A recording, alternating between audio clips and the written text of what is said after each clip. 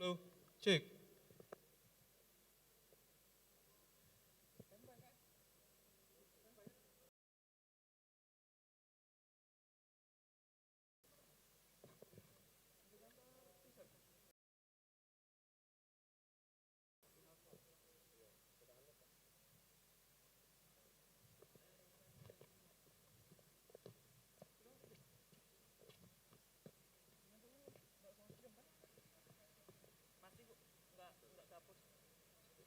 Mic-nya matikan, videonya nyalain. Background-nya biarin itu. Kalau ada kita background-nya apa? SICETO? Nggak ada itu. Zoom-nya tadi, Pak. Zoom-nya nggak usah zoom. Oh, tidak ya. Kan cuma kayak itu nih. Iya.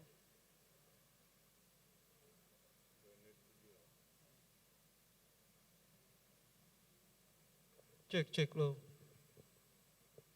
Teaser aja naik aja.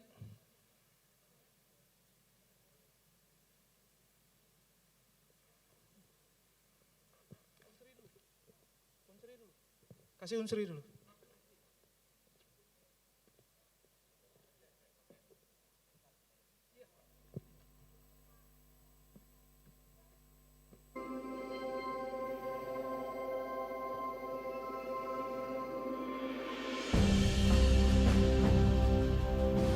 Sriwijaya University is a state university located in South Sumatra, precisely in the city of Palembang, which is the second largest city in Sumatra, famous for its iconic Ampera Bridge and Musi River.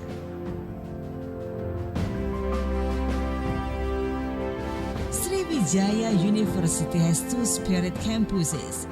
The first one is located in Palembang, and it was officially inaugurated by the first President of Republic of Indonesia, Insinyur Soekarno, on the 3rd of November 1960. And the second campus is located in Indralaya Ogan Ilir district, which was inaugurated by President Soeharto on March 6, 1997. Sriwijaya University is one of the biggest public universities in Indonesia, with students distributed across 10 faculties and graduate programs. Sriwijaya University has a vision to become a leading research-based university with excellent competencies in science, technology, and art. Currently, Sriwijaya University continues to grow up in all fields of sciences. In academic areas, improvement supported by IT-based teaching, learning process, and quality studies. I am very pleased to invite you to become our partners in research collaboration, joint academic process, work on services and development. Sriwijaya University students come from various corners of the country and abroad consists of diploma, graduate, postgraduate, professions, specialists, and doctor. Faculty of Economics.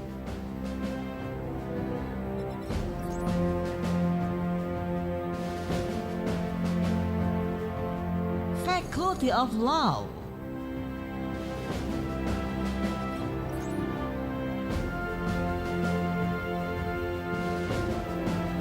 Faculty of Engineering.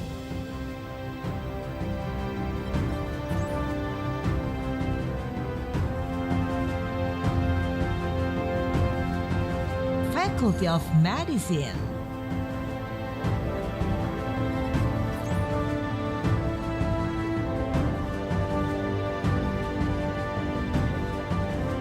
Faculty of Agriculture.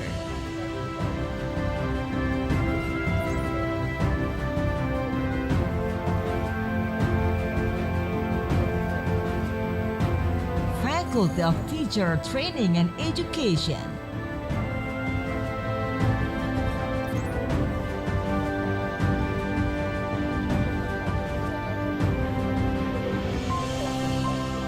Faculty of Social and Political Sciences.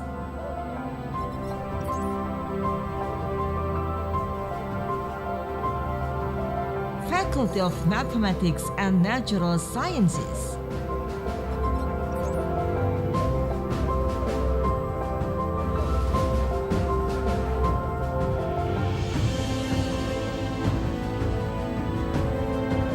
Faculty of Computer Sciences.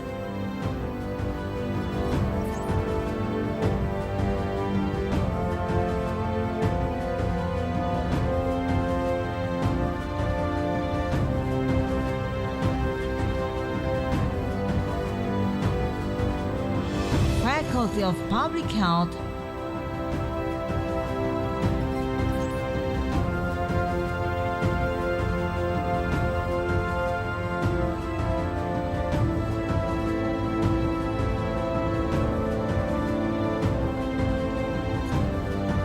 Graduate School and PhD Program.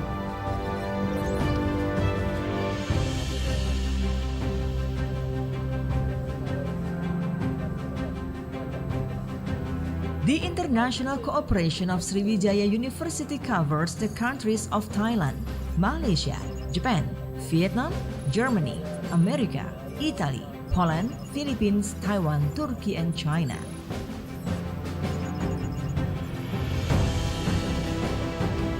Learning at Sriwijaya University is controlled through a mechanism to ensure continuity of qualified universities with the supporting facilities that are representative: libraries, mosques, clinics, student centers, student apartments, cafeterias, auditoriums, and sports facilities.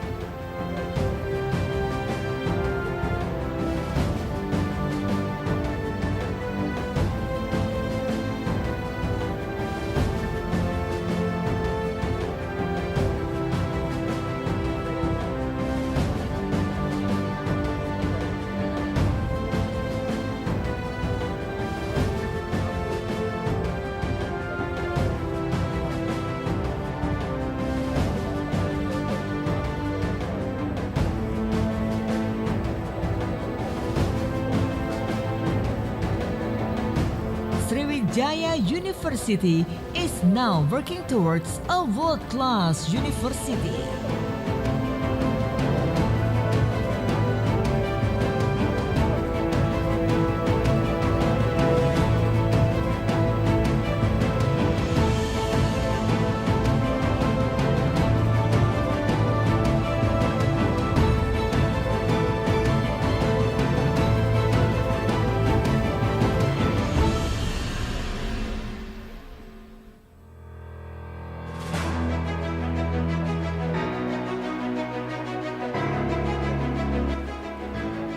Faculty of Engineering Sriwijaya University is delighted to taking you now for the opening ceremony of Sriwijaya International Conference on Engineering and Technology, SICETO 2021.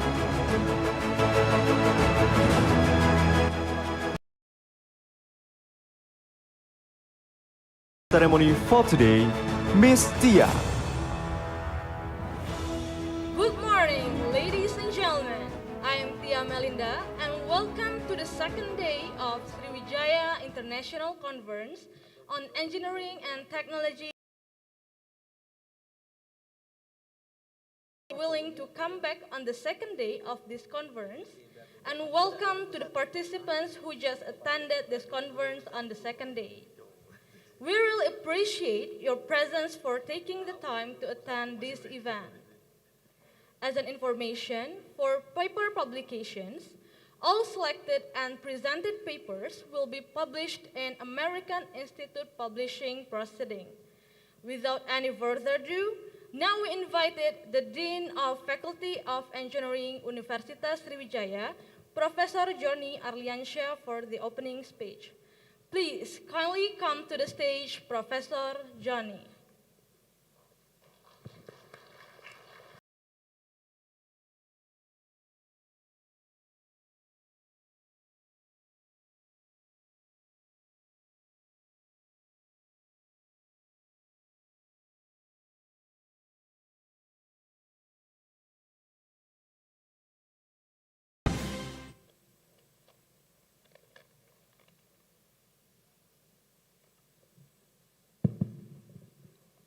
Bismillahirrahmanirrahim.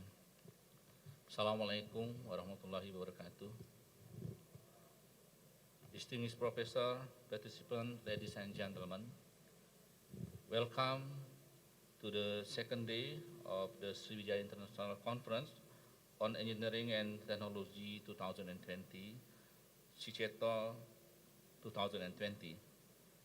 Whether you just joined today or already had a good day with us yesterday, we want to welcome you warmly and hope you enjoy the second day of this conference.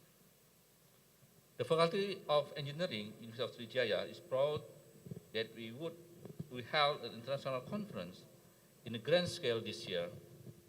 This biennial today's conference emphasized the importance of establishing connection among nations and international frontliner, thinker, academic, executive, government, and business official, and also practitioner and leader from all over the world to share the knowledge and best practice as a part of the global network. Ladies and gentlemen, the name of our university, Sriwijaya University, is taken from the name of Sriwijaya Kingdom that flourished between the 7th until 13th century. Like in what is now called Indonesia, the kingdom originated in Palembang and soon extended its influence and controlled the Strait of Malacca. Sriwijaya power was based on its control of international sea trade and established trade relation with state in Malayu Archipelago until China and India. However, by the end of the 12th century, Sriwijaya have been reduced to a small kingdom, and Malayu have taken its dominant role in Sumatra. The Japanese kingdom, like Majapahit, soon come to dominate the Indonesian political scene. And I want to tell you about the Palembang city. Palembang city is the capital city of South Sumatra. Currently, this city is the oldest city in Indonesia, date back to the 7th century. Palembang was incorporated into Dutch East Indies in 1820 after abolishment of the Palembang Sultanate, and Palembang was chartered as a city in the 1st April 1901, and Palembang today is a second largest city in Sumatra. Ladies and gentlemen, today we are gathering in Palembang, both offline and online, during the COVID-19, where right now COVID-19 is still hitting. During this pandemic, let's always take, of course, ourselves by the following the health procedure that have been set avoid. This SICETO event is organized by Faculty of Engineering, University of Sriwijaya, and we are committed to maintain this traditional carrying in every 2 years. We believe that after 2 years, we will produce many research, college, and in other institutions. I am hopeful that this intellectual discussion will lead to future collaboration between university, between researcher institute, and industry, both local and internationally.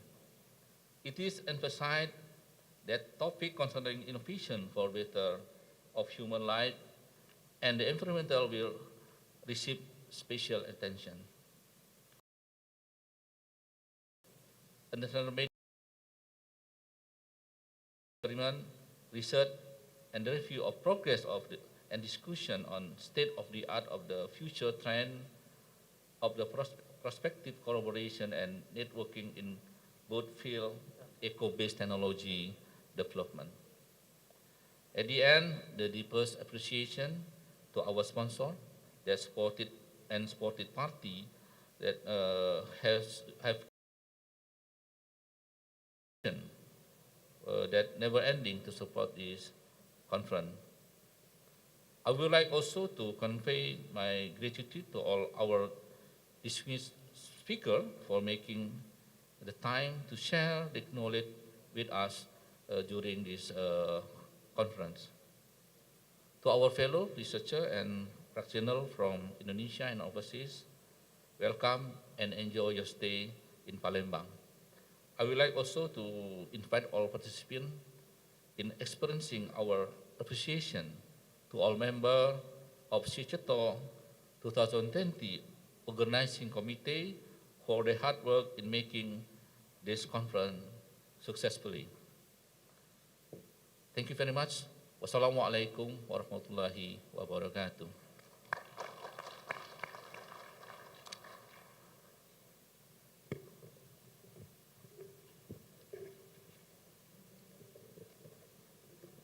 Thank you, Professor Johnny. Now you may kindly go back to your seats.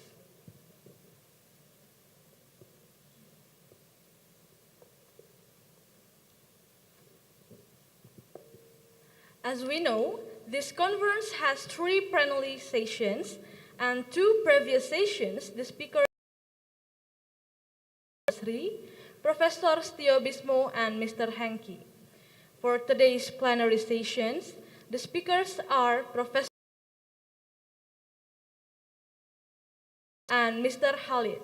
But we're truly sorry to inform you that Mr. Khalid, one of our speakers, can't attend this conference because of an accident. These plenary sessions will last for 2 hours.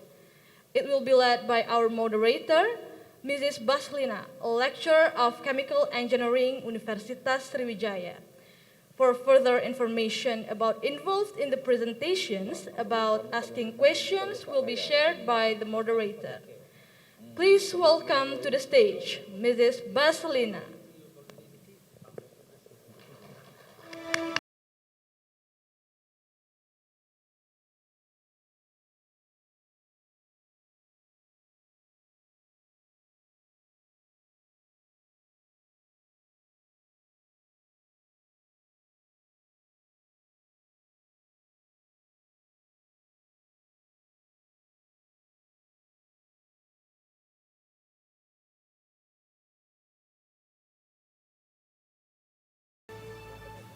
Thank you very much, Master of Ceremony, for passing the session to me. Hello, everyone. Good morning and welcome to the plenary session Day 2 SICETO 2021. I'm Baslina Daomi Afrah, as a moderator of the session, speaking from the boardroom of Zuri Hotel Palembang. It's being honor for me to guide the course of today's discussion. As presented today in the boardroom of Zuri Hotel, our amazing keynote speaker, Mr. Amrifan Salahuddin Mohani, PhD. Hello, Mr. Amrifan. Thank you very much for coming with us. And also we connect with the another speaker through the Zoom meeting, Prof. Kuatriana MSc is already there.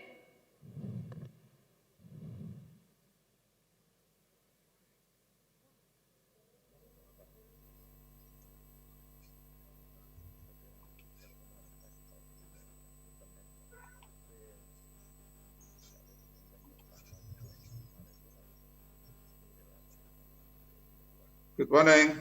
Good morning, Mr. Prof. Yeah. Oh, thank you very much for attending the SICETO, Prof.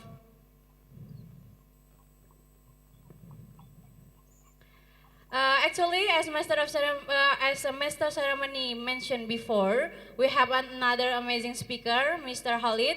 Unfortunately, he can join because he got an accident a few days ago. For the next, I'd like to say hi to all participants that have been joined in the ballroom or in the Zoom meeting room.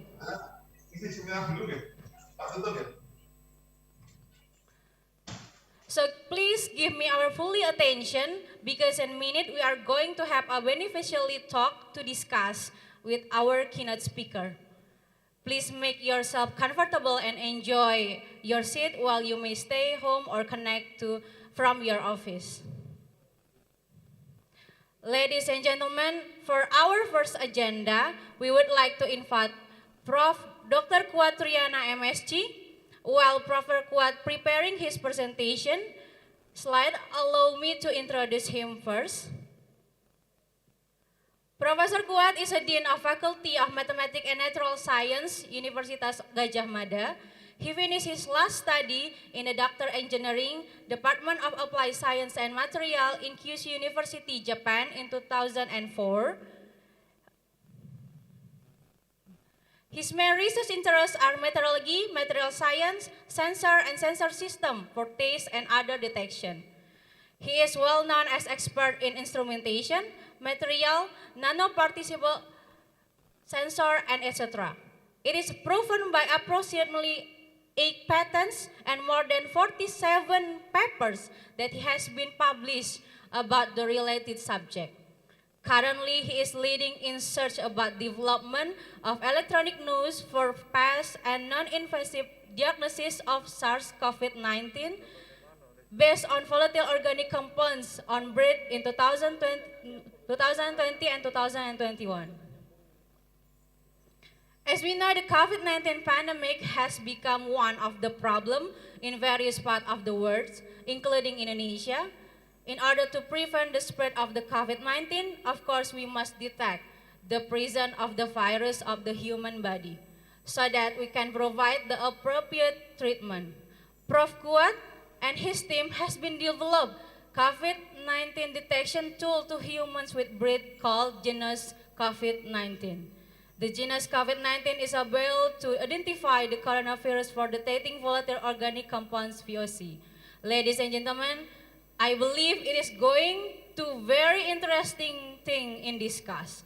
Before we invited Prof. Kuat to deliver his presenting, I'd like to inform you, Prof. Kuat, the time for allotted to deliver the presentation is about 30 minutes.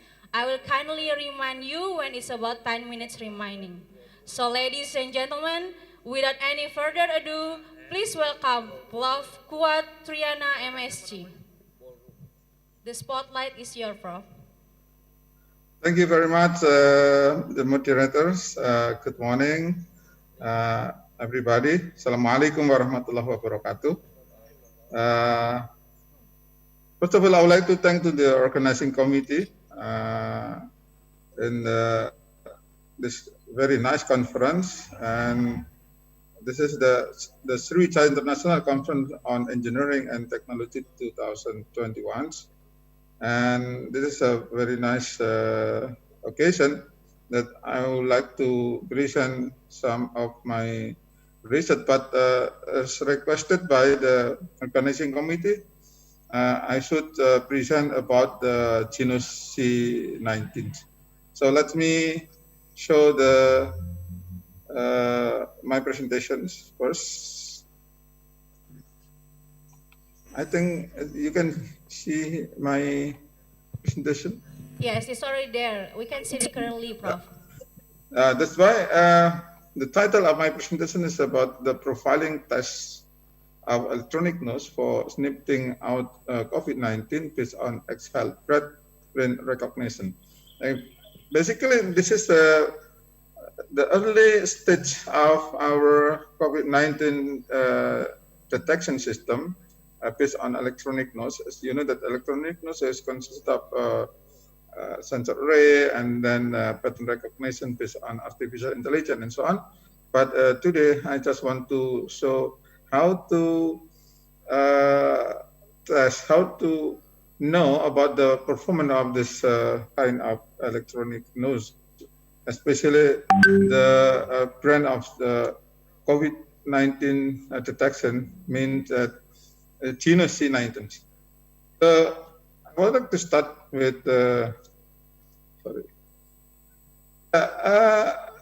this is a process of unique volatile chemical breath print. I think that is a lot of paper presented in 2 years ago and until now. Then we need analytical instrument as we know that for analysis the bread prints of the chemical of bread print, usually people use the standard analytic instrument like gas chromatography, tandem with mass spectroscopy, and also another techniques like time of flight detection and so on. But this kinds of this instrument cannot be used in daily life because in practical application this is very not only very expensive but also very complicated in preparation, also for interpretation. So we need analytic instrument that can mimic this SNP and diagnosis ability. It is very important.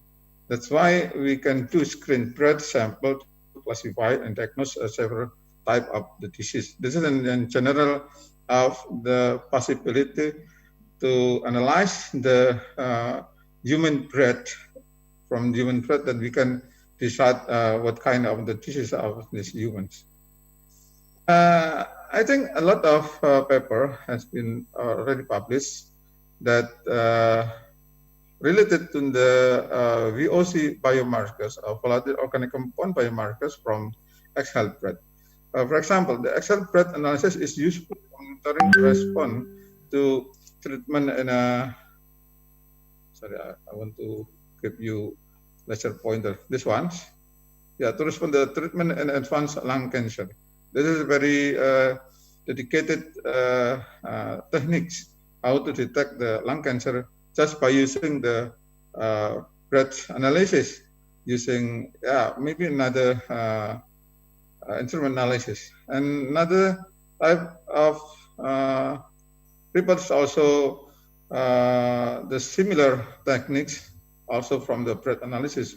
So I mean that the bread analysis is also is one of the simples and the possible high accuracy of detection of any disease. And still in the bread analysis, that we can collect first in the thin absorbent tube, for example. Then we can much a substance put using the gas chromatography tandem with mass spectroscopy like this. Then you can find a lot of compound. And there's a very detailed in compound detection. But you can also analyze using the sensor array based on electronicness, for example, like this. But in this case, the sensor is different from us.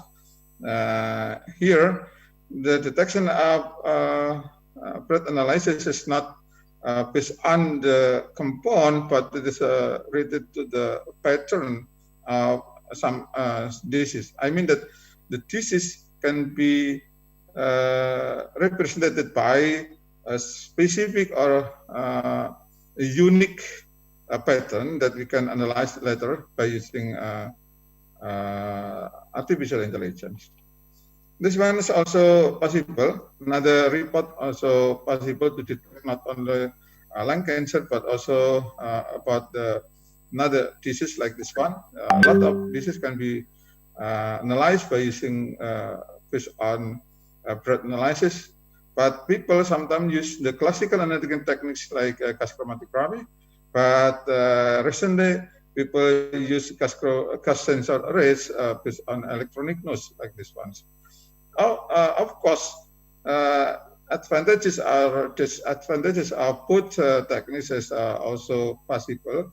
For example, when using the analytical techniques of gas chromatography, you will have a very detailed to find the compound, but using the electronics, you cannot find the compound.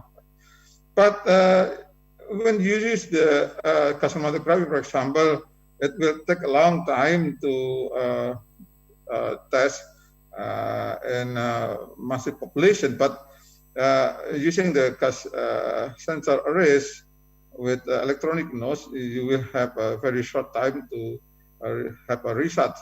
And also high reproducibility.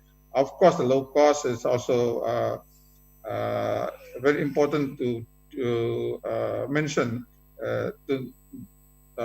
for using the electronic notion. So here, actually, based on breath analysis, we can detect many type of disease of the humans. And what is the electronic nose exercise? The electronic nose is, when we compare between electronic nose and human olfactory, it will be similar. This above is about electronic nose. This is a sensor related to the olfactory receptors. This is a signal transducer related to the olfactory bulb, and so on. And pattern recognition algorithm with machine learning or artificial intelligence in general related to our brain. And discrimination and classification is also related to discrimination and classification of our brains. That's why the sensing, interpreting, discriminating process of an electronic nose is a mimic of human olfaction. This is a basic principle of the electronic nose, actually. So using electronic nose, you will have a very fast result. And in the case of genus C19, it is about 2 minutes.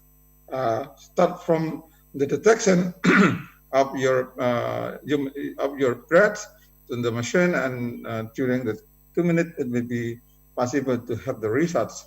You will be a negative or positive COVID-19. And this is a main part of electronic nose in general. For example, we can imagine that this is the sample of our breath collected in the plastic collecting bag. Then you use the pump or micro pump to blow the sample to the reaction chamber. The reaction chamber means the sensor chambers that all are the fiber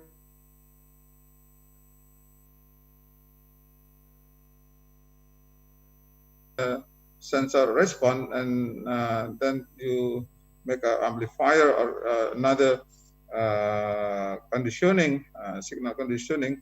So we have it means with data acquisition of device. And not stop here, but you can continue with the data processing, including the feature extraction, and also for pattern recognition. Here, pattern data processing, including data processing, including the feature extraction, is very, very important in this case.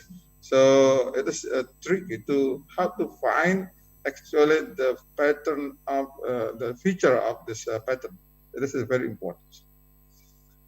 Okay, let us discuss about the typical of the pattern, like this one, for example. It is the indication. This is just an example. I found another website. This is just an example of this is the pattern of healthy patient, for example.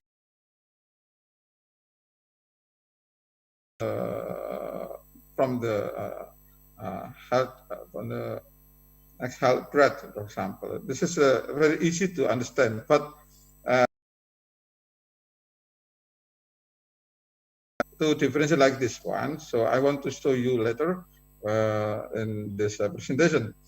I mean, the pattern recognition system is required. We usually use the artificial intelligence like machine learning or deep learning models. Yeah.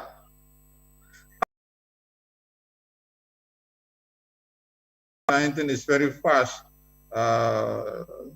in development during COVID-19. No, it starts from the 2008. We developed the first,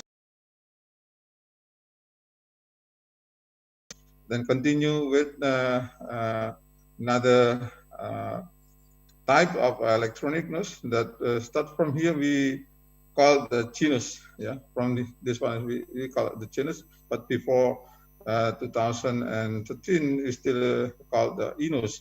So in 2018, we apply the electronic nodes are genus to be detection of sepsis infection and neonatus, but then continue with tuberculosis detection through the mode piece like this one, and then continue in 2020, pandemic of COVID-19 come to Indonesia, and then we modified inside of the machine and also the artificial intelligence also to be built in this case.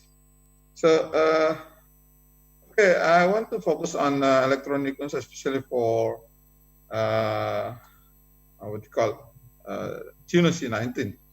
From our breath, actually the bacteria or virus in the lung, the virus especially, COVID-19 virus and come to our lungs, and then it will reset the volatile organic compound in our lungs. And you breathe from, you can collect your breath in the sample bag and then insert it to the sensor array system. So the sensor will respond like this one to make a specific pattern for the sensor array. So it will be consistent actually, but in the practical application, the consistency is still disturbed by another noise come from many other, including environments and also from the condition of surround the machine that operated this way. After collected for many data from many patients, then the positive or negative of the COVID-19 is verified using the RT-PCR. You know that it is the most the gold standard for detection of COVID-19 right now. But in this case, we also use this RT-PCR to make a decision whether the patient is positive or negative. Okay, after collecting many samples, then we have training data set. We usually split the training data set and testing data set to be randomly, and then we use the training data set to be evaluating the model performance. For example, in the case of our electronic nodes, genus C19, we used many types of models of machine learning, like decision tree, and then neural network, and super vector machine, random forest, and so on. So later on, I want to show you the performance of this system. This is for internal validation. We use 70% data randomly and testing for 30% data set randomly. What is accuracy? So this is our question in this research. Here, not only about sorry, this is in a TB, but I mean this is a C19. Genus for C19 is also similar to the genus of for TB, tuberculosis. Before continuing with application in the lot of people, but we should remain that the sensor response should be stable, consistent for the same samples, and also safety in electrical and flow rates, because we use a micropump here. And also about the consumables also contribute in the volatile organic compound. So it will be complicated if you use genus C19, but you use the plastic sampling pack in the market. So it will be not suitable in this case. And then true positive and negative confirmed by standard analysis of RT-PCR, and then interference effects from other diseases is also possible in this case. And in the case of artificial intelligence, we used a lot of models, but later on we stood pick on the best one based on the accuracy, sensitivity, specificity, and so on. So this is a typical of the C19, we used the metal oxide semiconductor viscous sensor. Here, for many people that know about this type of the sensor, and tin oxide attracted toward the oxygen, which is absorbed on the surface of the sensing material, preventing the electric current flow. So it is a very important case. That's why the environment C19, some people ignore about this condition of the environment when using the C19, but I want to stress again that the environment is very important to result in high accuracy of the system. And then in the presence of reducing gas in the surface of density of the absorbed gas, this one, as a react with the reducing gases. So by reducing the gases, the electron are then released into the tin oxide surface, allowing the current flow freely through the sensor. It means when you, this is the detail of the chemical sensor. I mean that if you give new component of organic volatile compound, for example, in the surface of the gas sensor, then the electron will be flow freely, and that this point of view of the electronical, it means that the resistance will be lower compared to the condition in the air fresh environment. So it will be very easy. I want to continue with the detail of our study about the axial breadth collection procedure performed in the profiling test. Yeah, before having a lot of production of C19, we should perform three conditions through three testing. The first testing is the profiling test, and then the second one is performance test, including the safety and the stability, and the third one is the diagnostic test. And in my presentation, we just talk about the profiling test. At this time, we collect the data from two hospitals in Yogyakarta, and we collect about 333 positive with confirmed positive sample, and the remainder of the 282 negative sample. Then we to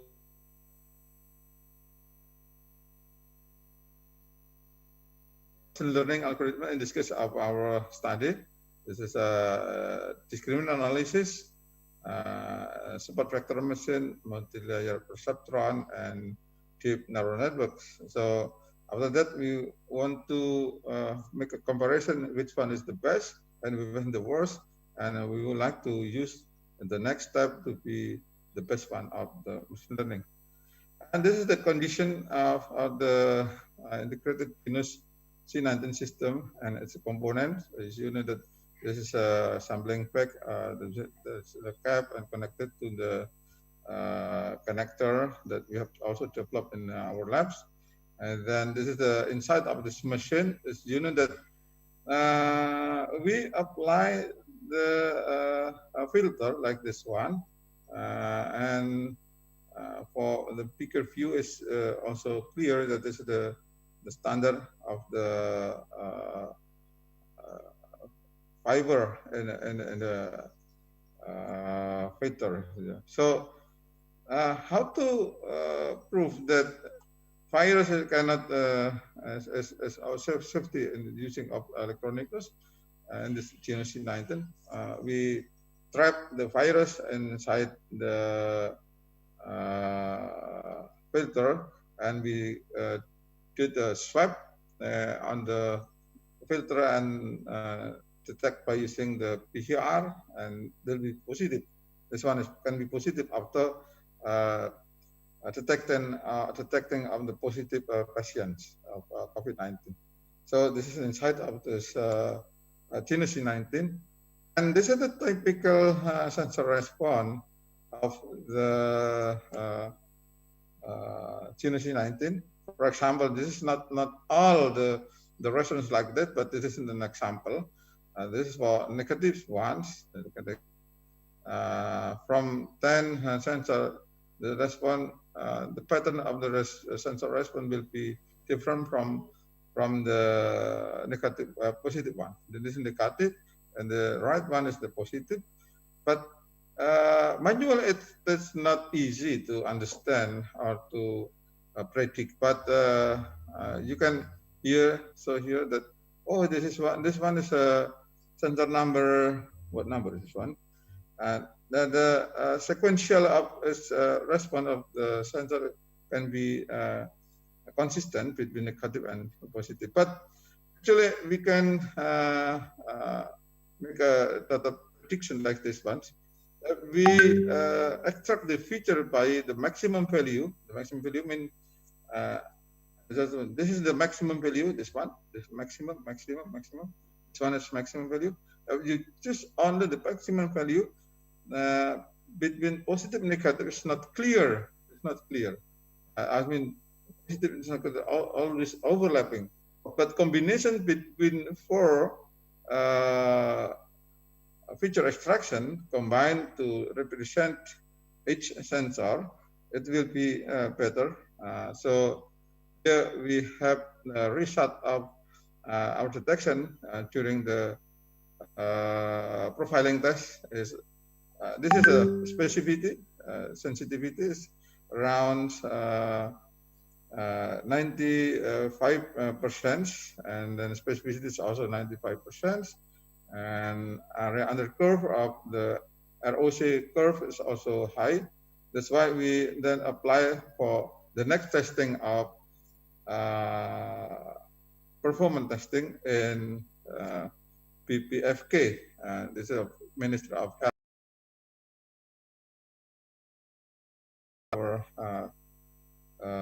Test during the profiling test.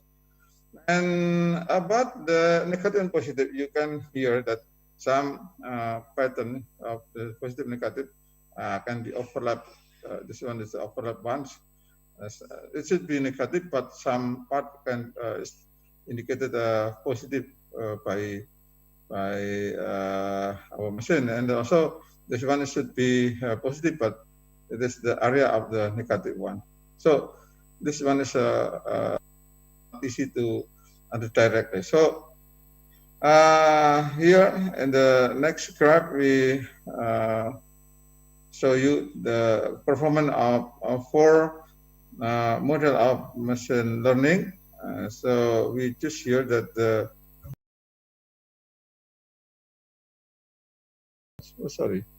this one is this is testing. This is one is testing trainings. I don't know why. Oh, this one is sensitivity using 10-fold cross validation testing and all the data of by 4 different machine learning algorithm. That's why this is just next a summary. This is summary of our results that's represented by the graph. But Mr. Bread analysis using machine learning, you can also represent it by using the receiver operating characteristic like this one. So here, LGA will show about the more than 97%, and MLP almost 100%, and so on. But this one is the left one side is the for training one. This the right hand side is for testing sample. So the different characteristic. This is lower characteristic because the sample did not use for training. So this is actually external data, and this is the internal data when the data were used for training step. And this is the illustration of working in our laboratory with some undergraduate student here. This is undergraduate student in our lab during COVID-19 pandemic, and we worked in a lab, and this one is a production of Genus 19 in a factory.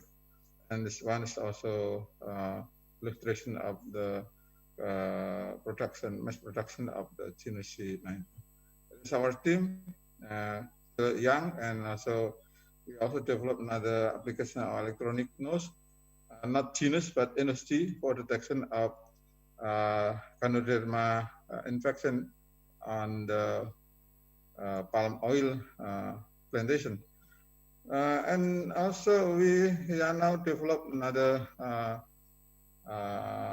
products of electronic eyes with this like microscope without lens, but connected to the artificial intelligence, so you can use this next product to identify the sample directly with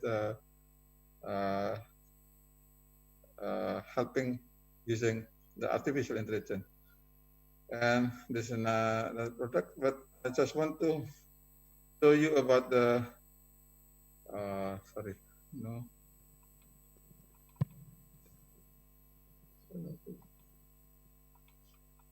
Oh no, there's no. This one from the lab to veterinary intermediate. I mean that after completing our research in laboratory, then we change the process into startup company that this will be help to develop another products. I think this is all my presentation. Assalamualaikum warahmatullahi wabarakatuh. Thank you very much for your kind attention. Thank you very much, Professor Kuat, for the great presentation. Ladies and gentlemen, please give a round of applause for Kuat. Yeah. So the presentation about the development and production of genus C19 is able to identify the coronavirus by detecting volatile organic compounds. For all the audience, I believe that some of you want to drop the question, comments, or having discussion with Prof. Kuat, but please save it for a while or write in the chat room, Zoom, and I will read for the speaker later in the discussion session. Or for those who want to directly take the question, deliver comments or something, you can do it in the Q&A session. Because we still have interesting presentation from another keynote speaker. The Q&A session will be held after the all speaker deliver their presentation. For now, we're moving to the next agenda. We would like to invite Mr. Amripan Salahuddin Mohruni, PhD, to the stage. From there? No, moment. Oh. Assalamualaikum warahmatullahi wabarakatuh. First of all, I would thanks that give the opportunity to me for as keynote speaker in Sriwijaya International Conference on Engineering and Technology. But today, this opportunity I will deliver to our youngest member in that create this paper. His name is Mr. Nurdin Asidik Mangkunagara. Mr. Nurdin Asidik Mangkunagara, please, you're welcome. Come to the stage. Thank you, Mr. Amripan. You may go to the stage. Sorry, the name is Sidik. Nurdin Sidik. Sidik, okay. Mr. Sidik, come to the stage. But while before preparing the presentation, let me introduce Mr. Amripan. Is it okay? Because I only have your curriculum vitae, not Sidik curriculum vitae. Okay, Mr. Amripan Mohruni, PhD, is Associate Professor at Department Mechanical Engineering Universitas Sriwijaya. He finished study in Master degree in Mechanical Engineering Technische Hochschule Darmstadt, Germany, and got his PhD degree in University Technology, Malaysia. He has published some paper in Applied Mechanics and Material International Journal on Advanced Science, Engineering and Information Technology, Journal Technology, and some others. Indonesia is one of the countries that have facing pandemic COVID-19 since the second quarter of 2020. As we know, the condition affect the people to conduct their activities from home, including the learning activity. Therefore, the readiness of education institution to carry out online course as necessity. Mr. Amripan and his team, also his son, has been developed the infrastructure of existing model-based learning management system in Universitas Sriwijaya. The development LMS can cover the need of learning process in Universitas Sriwijaya. The development of LMS is equipped by web conference Big Blue Button to facilitate the video conference on online classes. Ladies and gentlemen, without further ado, let me, Mr. Siddiq, to present his presentation. The time for 30 minutes for the presentation, Mr. Thank you.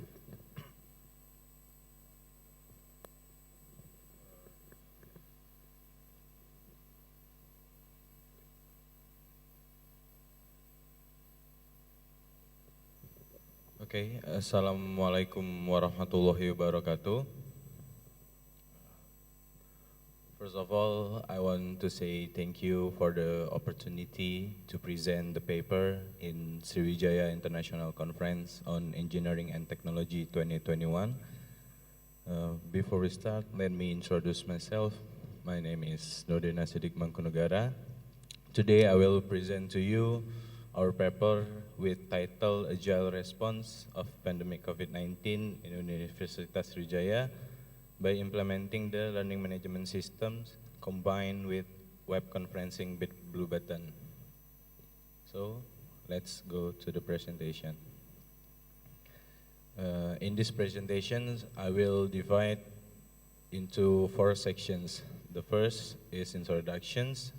The second is development methodology. The third is result and discussion. And the last one is conclusions.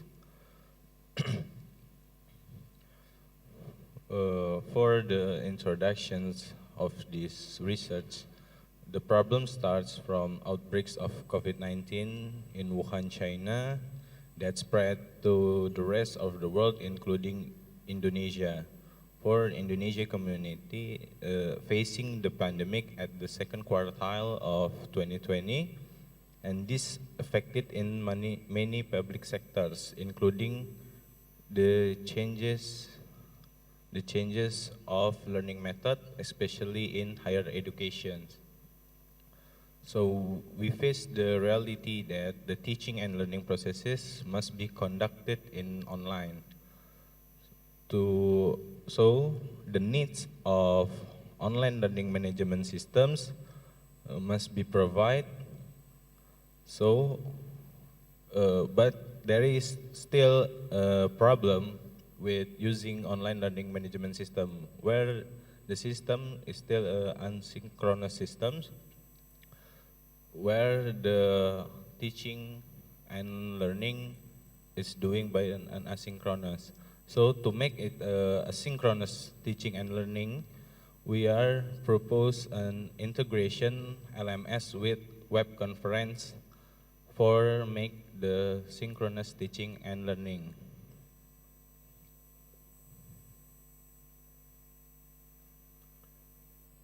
For the development methodology for this paper, we are using rapid prototype development method. It's starting from the initial requirements, where we're gathering the initial requirements for develop the prototype of the systems.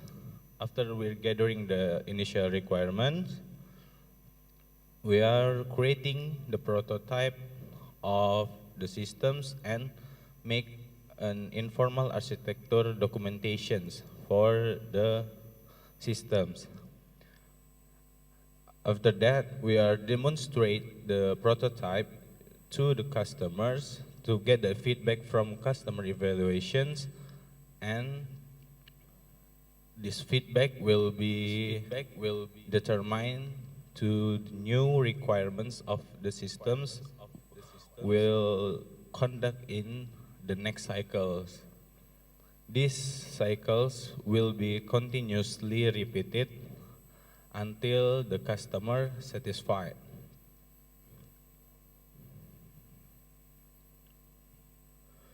For the result of this development of LMS and web conferencing, we are using a common use open source applications for Moodle, for learning management system and web conferencing, where for learning management system we are using Moodle LMS, where Moodle is an open source applications for learning management systems that are using to carry out the learning and teaching by online. For the web conferencing, we are using Big Blue Button, where Big Blue Button is an open source web conferencing and collaborative software for online learning that enables sharing audio, video, screen, presentation slides, whiteboard, and chat in real time. For the development of Universitas Sriwijaya, LMS, and web conferencing, we are doing in 5 phases. In the first phase, we are using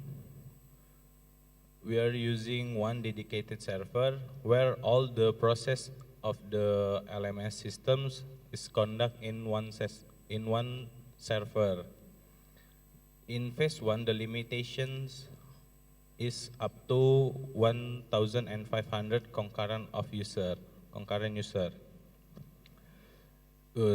Seeing this, in phase 2, we are separate the applications and data server into 2 dedicated server, and the limitations increase up to 2,500 concurrent users. In phase 2, we are finding that the data server have higher utilities that being used for the systems. So in phase 3, the data server was upgraded using SSD and NVMe to get higher performance of the systems, and it show with the limitation of the concurrent users is up to 4,500 concurrent users. But the limitations of the system is still far away from the needs of Universitas Sriwijaya, where in Universitas Sriwijaya has 33,000 academic community that must be covered by the system. So, with these limitations, and the further improvement of the LMS, we are proposed to use a clustering system in the LMS. For the clustering system, there are 4 new initial requirements for clustering system. One is a load balancer, where the load balancer is used to distribute the workload to the application server evenly. And second, database server ICID, where the database server is used to admin and store the database of the LMS. And the third one, there are main server for sharing data. This main server is used to sharing data and workload. And the fourth one is increasing the speed of main server through the cache memory. For the database ICID is atomicity, consistency, isolation, and durability, where it's a set of properties of database transactions intended to guarantee data validity despite errors, power failures, and other mishaps. Using the clustering system, it shows by the architecture of the design systems by using 5 dedicated servers, as one as a load balancer server, two as a LMS application server, one as database, and one as data and case server. The limitations of this design is up to 8,000 concurrent users.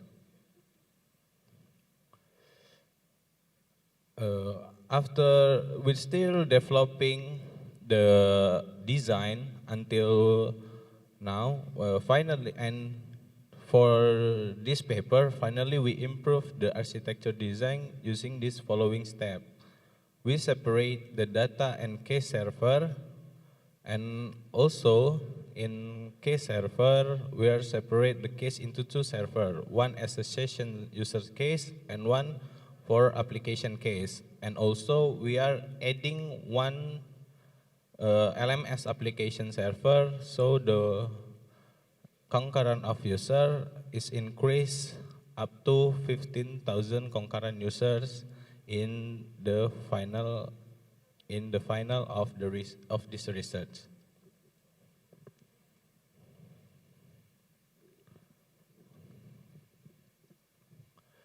Okay, but these systems still have the limitations where the system is still an asynchronous teaching and learning. So to make it synchronous teaching and learning, we are adding web conferencing for the systems. These web conferencing systems using similar clustering systems like the LMS systems, where this is using for 14 dedicated server, one as a load balancer server, one as a case server, one as a database server, 10 as a Big Blue Button application server, and one as a turn server.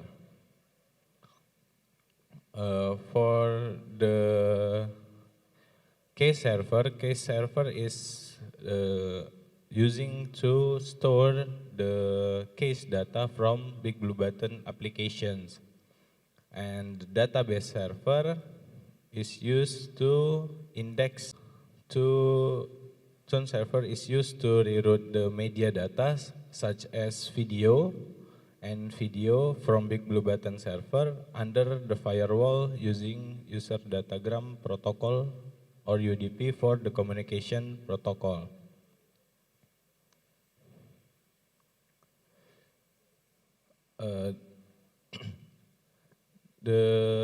For the development of this system is finally get into the synchronous online teaching and learning by using LMS and web conferencing. So in the conclusions of this research, the development of LMS and web conferencing systems at Universitas Sriwijaya provides convenience to the academic community of the Universitas Sriwijaya to carry out online teaching and learning processes. These systems offer the opportunity to conduct synchronous online classroom using Big Blue Button video conferencing features and Moodle LMS. Thus, the Universitas Sriwijaya becomes a campus that are ready to provide learning processes, whether face-to-face or online classroom. Okay, I think that's all from me. Thank you for your attention. Wassalamualaikum warahmatullahi wabarakatuh. Waalaikumsalam. Ladies and gentlemen, please give a round of applause to Mr. Siddiq for informative and insightful talk. Thank you very much for the presentation about in development and infrastructure of the existing model-based learning management system in Universitas Sriwijaya. You may want to take a break, but sit here, please. Because a minute we are going to enter the discussion section. I would like to invite Prof. Kuat. Prof. Kuat, still there in Zoom meeting?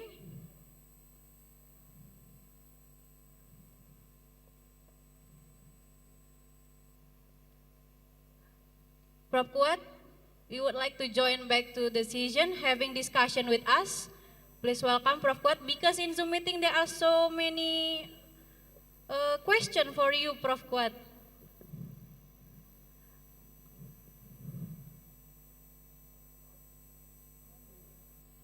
Okay, maybe Prof. Kuat will come back to the Zoom session, and committee will contact him.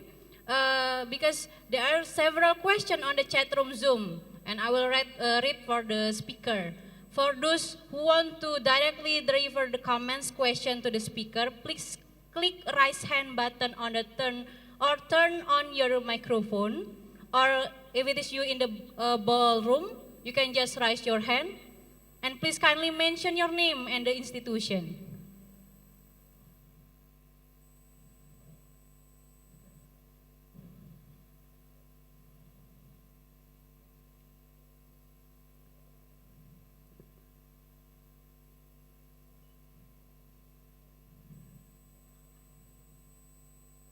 Okay, another question for Mr. Siddiq, or someone can contact Prof. Kuat, because many question in the chat room for Prof.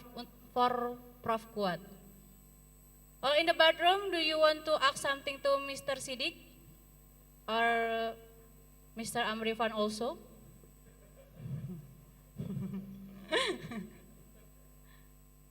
Yeah, in the ballroom, just raise your hand. Oh, okay. Well, can committee give the microphone to him, or he just go to in front of to the stage? Please kindly mention your name and your institution.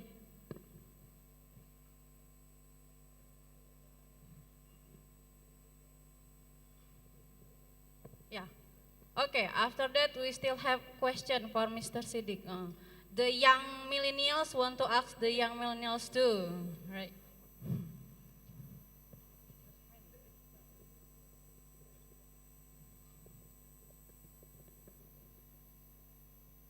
Yes.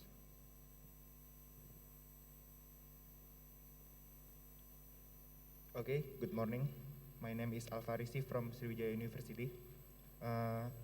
My question is for Mr. Fuad.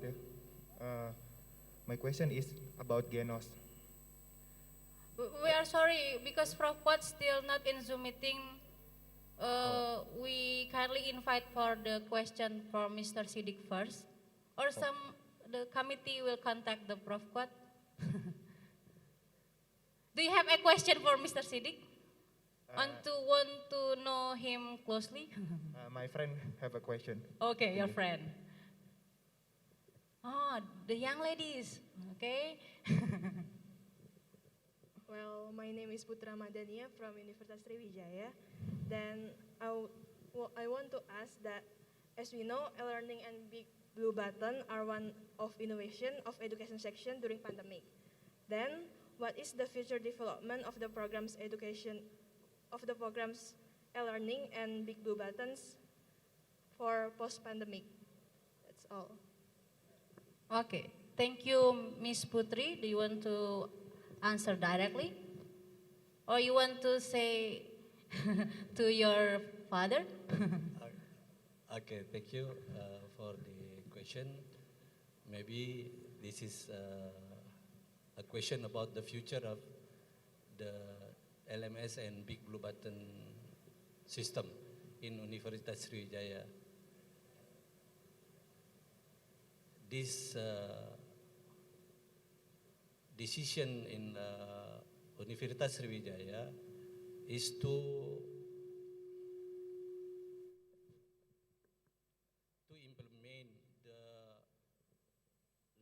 e-learning system forward, even the pandemic is over.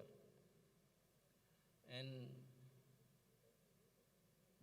minimal is 50% of the teaching and learning process in Sriwijaya University will be conducted through this e-learning system. It's mean in the future we will work together to use this e-learning system, and maybe in the next time or in the next near future, we got another supporting server and another video conference.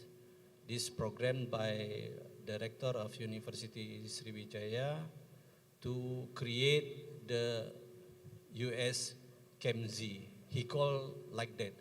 US KMZ, it means this is University Sriwijaya Cam Zoom. We made, hopefully in the next 3 months or 4 months, we got Zoom meeting for all of us in Universitas Sriwijaya as the concurrent for the Zoom legal, yeah, because the rector of Universitas Sriwijaya we have our original Zoom meeting. This is for the response of the so many lecturer, student also have the difficulty to work with this e-learning system because they are not familiar with the big blue button for Alan. Yeah, that's all. Maybe this answer the question. Thank you. Thank you, Mr. Arban. Good news, yeah? Good news for all of us in the online classes. And another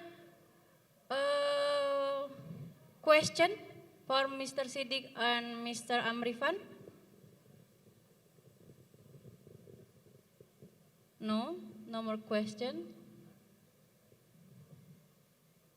Okay, we still waiting for invite Prof. Kuat because so many question in the room chat, in the ballroom want to ask Prof. Kuat if still connected with him.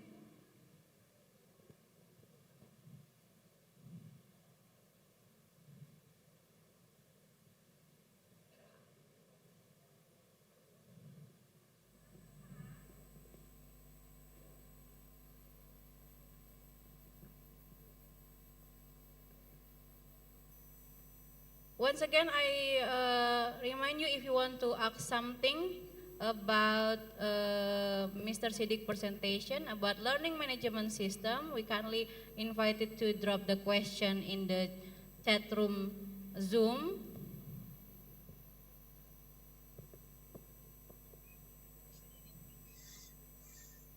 Okay, we are really sorry if we cannot contact to Prof. Kuat. I'm here now. Online now. Hello, Prof. We have many questions, Prof, for you.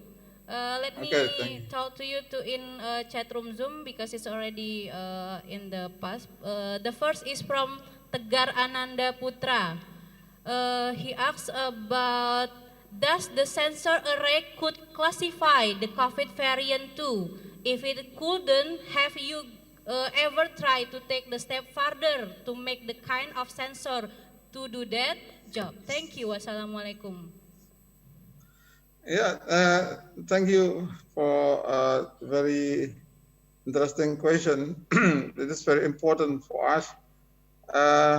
Actually, we still use the same sensors, but to detect another variants of virus, and for example, the Delta virus and another variant of virus, you just train again the electronic nose, CNOS, to the confirmed patient with the Delta infected virus, for example. So the focus here is not on the sensor, but on the artificial intelligence. So just add the data training of the artificial intelligence, then you can detect the new ones of this virus. So this is our answer. I think it's clear. Yeah, still develop, yeah, Prof. Yeah. Okay, and then from Nurul from Energy Laboratory UNSRI. Okay, the question is Prof. Kuat Triana. Many people doubting on the accuracy of the existing COVID-19 virus detection equipment. In your opinion, technically and scientifically, how to explain to the common people properly? And the next question, apart from how it works, what are the key difference between Genos 19 and those are the new widely used PCR, antigen, and others? You may answer the question, Prof. Yeah. First, I want to answer the second question. Genos PCR detect the particle virus directly because we have swab samples. Then it detected by using the real-time PCR, then you can detect the DNA or RNA of the virus, so you can detect directly the virus. The problem is when the swab is not correct. It means that you just put your swab sample just you cannot catch the virus on your swab sample. That will be a false negative for the PCRs. This is the problems also. So PCR is not always 100% of the accuracy. It depends on your preparation and your swab methods and techniques. So, okay. So PCR detect directly the virus, but electronic nose or Genos 19 is not detect directly the virus. It detect about the activity, the activity result of virus to the tissue of our body, especially in the lungs, cell. There is a reaction between the virus and our lung cell, then it resulted in specific or specific compound, polydendritic compound. It is not detect directly the virus, but it is detect the result of the activity of the virus in our body. This is the focus on electronic nose or Genos 19. Okay, this is very, very different. And the first question, can you repeat again? Actually, she asks, in your opinion, technically and scientifically, how to explain to the common people who adapting about accuracy of existing COVID-19? To adapting what was sorry? About the existing COVID-19. They still. It is related to the instrument, or it is related to the our behavior to adapting the COVID-19. It is not clear for me. Yes, because the scientifically already existing, right? Because the only about the behavior of the people, Prof. Yeah. Yeah, I think it is depend on the behavior of the people, how to protect ourselves. After vaccine, I think it will be better compared before the vaccine. So the ability, the immunity of our body is better. So the touch of the virus can be overcome by our body. I think there's no problem. Relate to the second question before. This one is a job on the accuracy of the equipment. Yeah. All the equipment actually is not the perfect ones. Yeah. Including the PCR, including also the rapid test of antigen. Rapid test of antigen is about high sensitivity but low selectivity. High sensitivity but low specificity. It means if the positive detected by the rapid test of antigen, it means it is a true positive. But as negative, it does not mean that it is really the negative one. Why? Because many factors why the negative one of the detection using antigen rapid detection is not guaranteed to be true negative. It is our problem. Yeah. Including for PCR. PCR is also similar. When the positive, I think this is a real positive, but the negative is not really negative. This condition is similar to C19. It is similar, but you must remember that it is difficult in our country, in Indonesia, to commercialize to our product of innovation to be the society. A lot of factors, including the political factor and also the economical factors. There's a lot of problem in Indonesia, so it is not easy to deliver our product in society to be sustainable in the long term, in long time. But we have to be, continue our research to be improved many times. I think this is not problem. So I just focus on the no perfects of all the detection system, even using the PCR or another techniques.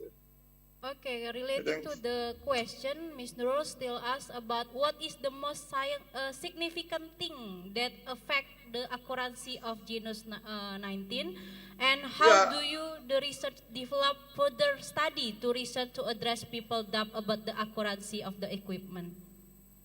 Yeah, thank you. This is a very important question also. Recently, we understand that the environment is very important parameter that influence the accuracy of the system. That's why sometimes when we apply, when not me, but the government applying the genus in a train station, for example, it will be not suitable, I think. Why? Because we must make environment conditions as like when we train the condition of the profiling test. This is our problem.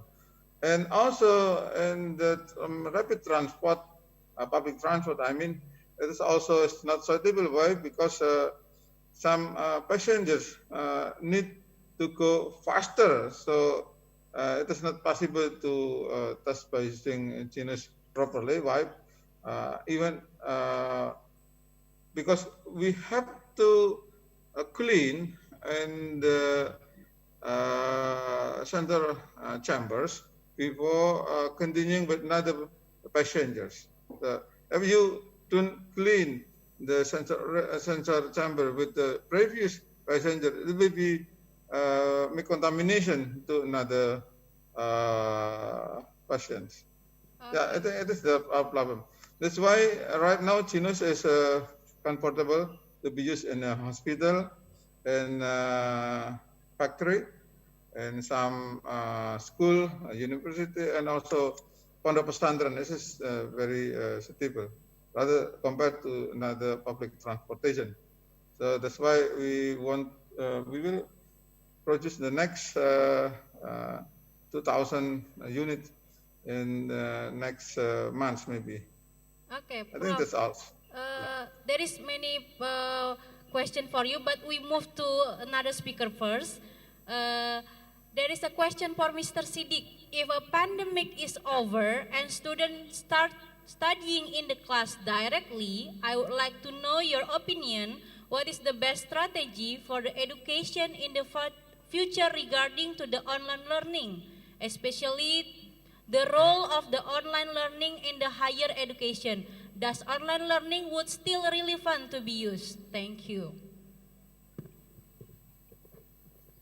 Okay, thank you for the questions. In my opinion, online learning it's still be used for the future, because we are in the era where all the work, all the study, we can do it by online and by remote. So it's cannot be just in the classroom. You have to study about the lectures or something, but you can also do the studies by online using the technology such as LMS or anything. I think that's my answer. Okay, thank you, Mr. Siddiq. Prof. Kuat, is there a question for you? Are you still there? Yes. Prof, from Mr. Irfan Zaki, how about the safety feature of the Genus device when the sample is taken from the positive patient? As we know, there are several research said that COVID-19 can be infected through the air, while the air sample will be processed in the chamber and flow out in the environment. Thank you.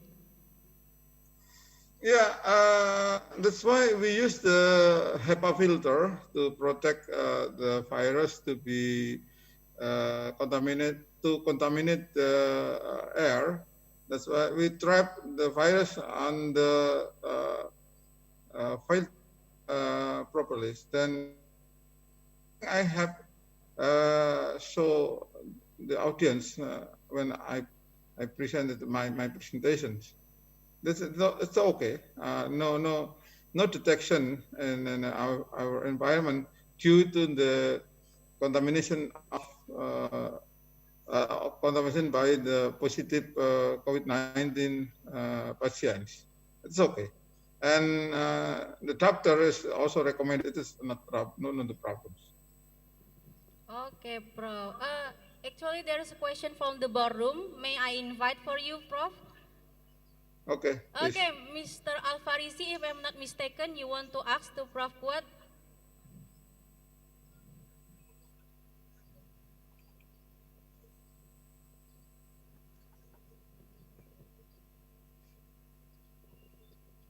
Okay, thank you. Let me introduce myself again. My name is Alfarisi from Sriwijaya University. I want to ask about Genos. As we know, Genos have used in many situations, like in an airport, and as you say before, there is a negativity on all the COVID-19 tests. I mean, like there is a PCR swab test, and there is a something different between all of that. And as we know, as an ordinary people, I read in the newspaper on something. Many like ED, Ikatan Dokter Indonesia, have questioned about the accuracy about Genos. What do you think about that as a founder or something like in Genos? Thank you. Okay, this is also a very interesting question, and many people ask me about this question. Yeah, it depends on our situation. I mean that as I mentioned before, that the condition of environment is very important, and many people don't care about this. Just put the machine in any place and then use the machine to be for detecting COVID-19. It is our problem in society. Actually, some instrument like a diagnostic instrument for medical application is also must be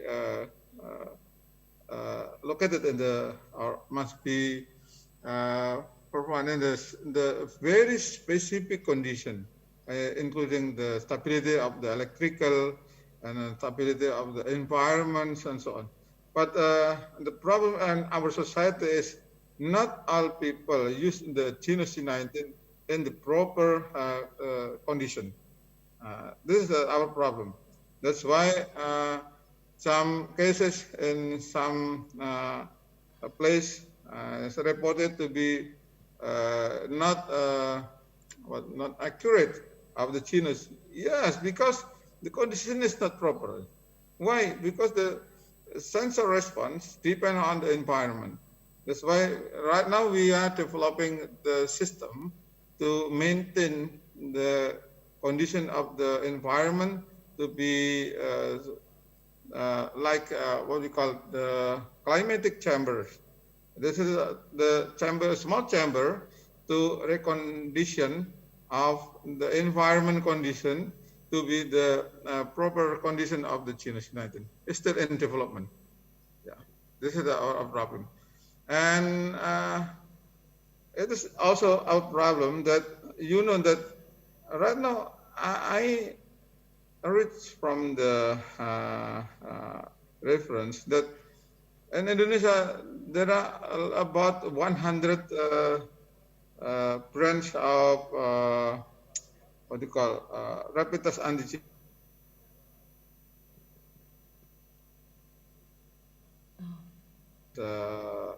Antigen in the field. I don't know. This is our problem also, not only in the society of Indonesia, but also in our government, also our situation in the university and so on. Yeah, this is my answer. Sir. Okay, no problem, but yes, Prof. For COVID-19, but also for tuberculosis and also ulcus diabeticum. You know that there's a problem in ulcus diabeticum. This is ulcus and for diabetic people. So amputation will be the final decision if we don't know the specific bacteria infected on the ulcus. This is a problem. So we raise our genus 19 not only for COVID detection, but another disease. Okay, no thank you, Prof. Kuat. How about Mr. Alfarisi? It's done for the question. So, as you said, the genus system is not used properly in Indonesia, or what? Sorry, not clear. Can be louder. So the genus is I said like the genus didn't use properly. I mean, yeah. Is that what you mean? Properly in maybe in airport or something like that? I think so. I think so because it's not easy to recondition of the environment and especially in train station. This is very crowded and there's very pollutions and so on. So we have to maintain the condition with the new system. We're still in developing one, but it will be, inshallah, will be delivered next year. The end of the early of this next year, we will launch the system for recondition of the environment to be the proper condition for genus C19 detections. Okay, thank you. Thank you for the answer. Welcome. Okay, thank you very much, Mr. Alfarisi, and thank you very much, Prof. Kuat. We're still waiting for the question, yeah, in the chat room Zoom, or do you want to just raise your hand in the room chat room Zoom about the learning management system, and also for Prof. Kuat. If you want to sharing, maybe if you are a lecturer, student, want to ask Mr. Siddiq and also Mr. Amriwan or Prof. Kuat. While waiting for the question coming up, Prof. Kuat, there is a question again for you from Mr. Bakti Yudo. actually Mr. Bhaktiyudo in here, but he sent me the question. Prof, you use the AA. Should you must training the data? How many data that you collect to make the high accuracy, Prof? Okay, thank you very much for the interesting questions. Yeah, of course, a lot of data will be better, but in some condition, the limited data is also possible. And we are now developing an active learning system. I mean that you can increase the number of data for training time by time, not only for the part, a lot of data in one time, but you can you can train the AI with the small data and continue with the next data and so on. This is the we call the active learning system. Compared to the previous one, when we are working with profiling test, and that I presented in this conference, the system is still not active learning, but right now we developed the active learning system. So if you, for example, apply the genus in the new situation, then you can adapt first. You can check the situation and then you train again the system and very fast. It's take about 1 or 2 minutes, and then you can use with the new system. This is the active learning system. Yeah. Okay, thank you, Prof. How about Mr. Bhaktiyudo? Make good the conclusion of the question. Next, Prof, there is a question from George Purta Salomo Sibarani. Hello, Professor. I have a question about genus C19. Many people in Indonesia is a smoker. If the device is used with a smoker, is it the result have the same accuracy as the people who doesn't smoke? Wah, ini good question. Yeah, we try to make a training of the genus to using the sample of the smokers people, but right now, if the smokers stop 1 hour before testing, is still okay, no problem, including not only smokers, but also another disease like pneumonia and lung cancer is very different from the COVID-19, totally different. So it will be no problem with the smoke detection. But if you just smoke, for example, 3 minutes or 5 minutes before testing, and then you check with the genus C19, it will be a problem. I'm not sure it will be positive or negative, but it is a random situation. Okay, thank you, Prof. Kuat.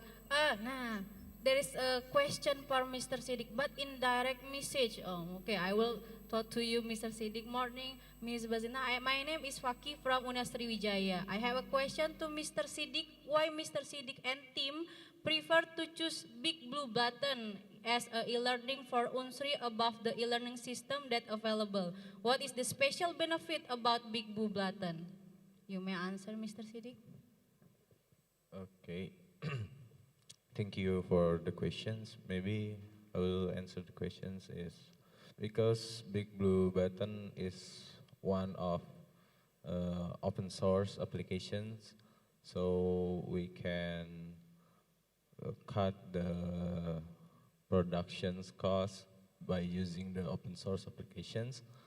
And Big Blue Button's also one of the web conferencing applications that most common use in Europe and America. So the reason that we are using Big Blue Button, it's because of open source applications, and it's all common use applications for web conferencing. Still developing, yeah, because many, yeah, there's many. Okay, thank you, Mr. did Mr. Afriwan want to add the answer?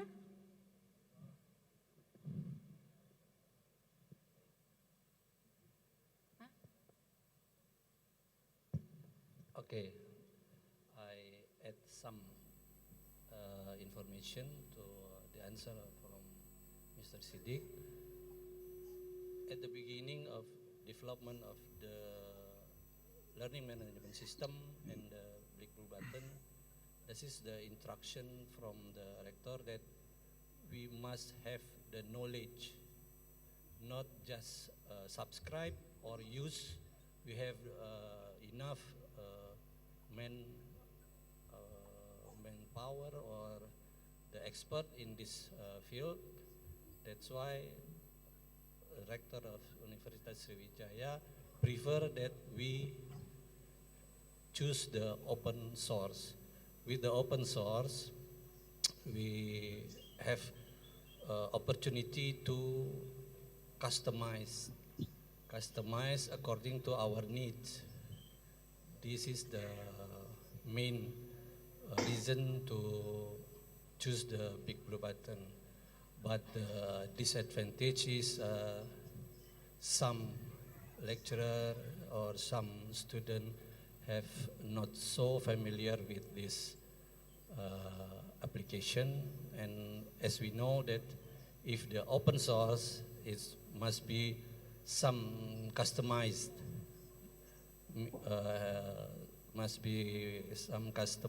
the facility features of this application. But when we just buying or subscribe like Zoom, the cost is too high. Yeah, for the student body of 33,000 student body in Universitas Sriwijaya, when we multiply with some dollar, not rupiah, then we cannot decide. We must provide the whole members of Civitas Academic Universitas Sriwijaya to have this account, and it will be the huge cost of Universitas Sriwijaya, and we choose the open source, and learning is our part of life in university. That's why the choice of this Big Blue Button is more the compromise between the budget and the knowledge in Sriwijaya. Thank you. Thank you, Mr. Aban. Because the open source has advantages and disadvantages also, right? And then, Prof. Kuat, there is a question again for you, Prof. Kuat. Hello, Prof. Kuat. Okay. Yeah. From Mahdi from the Chemical Engineering University of Sriwijaya. What I'd like to love to ask you, if we all know were so many pandemic before COVID-19, and there are also many vaccine has been made for those pandemic illness. Why should we trust the coronavirus vaccine when it was developed so fast? Thank you. Wow. Yeah, this is my question also to our government and also for our Indonesian people. Why development of vaccine in Indonesia is very slow, but the development of vaccine in another country is very fast. This is similar to our C19. Yeah, the what we call the regulation of our country is still a problem, I think. This is a big problem in our country. This is the question is the same for me. So I don't want to answer your question, but we still have the same question. Right? Why development of innovation product in Indonesia is very slow, but in another country is very fast. Yeah. It is related to the regulation of our government, our country, I think. Yeah, many various Meta, Delta, and so on, P1, P2, and so on. And then we inviting again if any question from the bar room to Prof. Kuat or to Mr. Siddiq and Mr. Amrifan. Any question? No question. There is a last question, maybe Prof. Kuat. From Fanny in the Zoom meeting, we are very proud that Prof. Kuat and UGM researcher have succeeded in developing Genesis 19. Congratulations, greeting from me and friends in Palembang. As far as we know, the new wave and variant of the SARS-CoV virus will continue to exist and arrive. Is Genesis 19 still tangible enough to detect and effective for its screening function?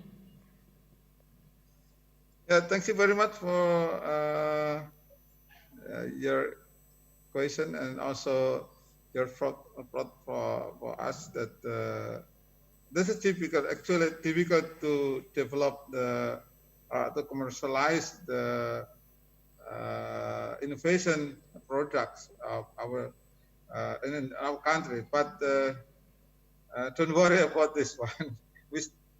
We should start with a small act, but we start with trying to deliver our products of innovation to the society.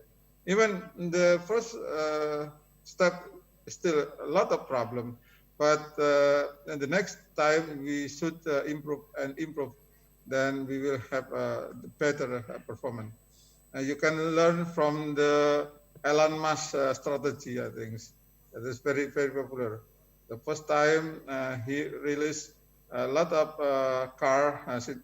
electric car with a lot of problem, but in a very short time, the innovation then grew rapidly, very rapid. For example, Toyota need about 70 years to be the same innovation stage, but Elon Musk just need about 3 years. So this is very, very different approach of the innovation to be commercialized in society. And a question is about the possibility, what the possibility of genus to be for detecting and the new variant of the virus. I think depend on your training of the system. If you train again the genus, the AI of the genus with the new variant of the virus, it will be possible to be detected. But if you don't update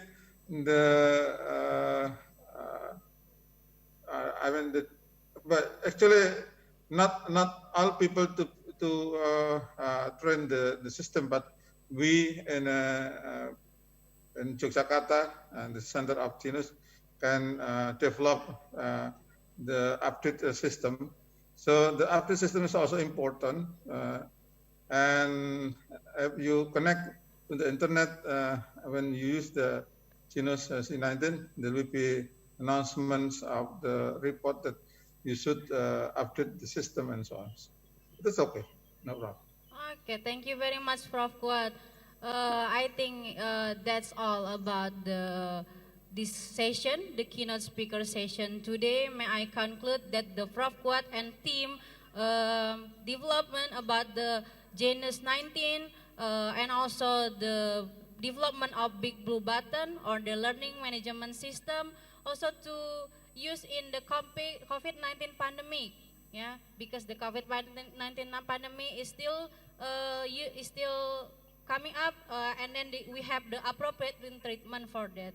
Thank you very much, Prof. Kuat. Thank you very much, Mr. Siddiq. You're welcome. Mr. Welcome. Amrifan. Thank you very much, all of participants and organizing committee. Yeah. Okay, ladies and gentlemen, finally we arrive at the end of the plenary session. You may want to go back, Mr. Siddiq. Is it okay? I think you are so nervous beside me. Okay. Okay, on behalf of SICETO Committee and Faculty of Engineering, we thank very much of Prof. Kuat and also Mr. Amripan and Mr. Siddiq for joining with us today. Thank you very much for putting time in your busy schedule to share with us in SICETO 2021. We do really appreciate that. I'd like to say thank you to all the participants who still join this session and to all they have been participate in this session. Please stay for incoming interesting session ahead. I am Bazlina Daomi Afra for moderator today's discussion. Apologize if there are shortcomings in guiding in this event. Thank you very much. Back to Master of Ceremony.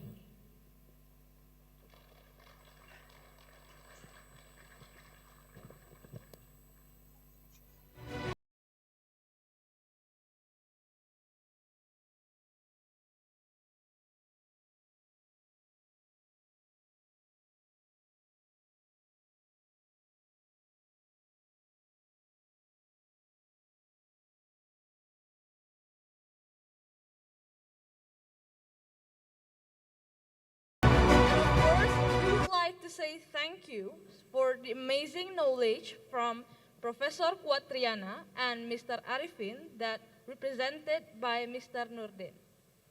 After hearing the material delivered by today's speaker, the next session is lunch and prayer break time. This break is scheduled until 1:30. For virtual audiences, please remain in the room and always pay attention to the committee's direction. Respectful audiences, it's been a half day of SICETO Day 2. The next agenda is parallel session of SICETO 2021. Please get into your room that has been announced before, and this agenda will be guided by the committees. And after the parallel sessions, for the online participants, please get back into this Zoom channel, and for all the participants here, please get back into this ballroom to continue our agenda, which are awarding sessions and closing ceremony. Thank you.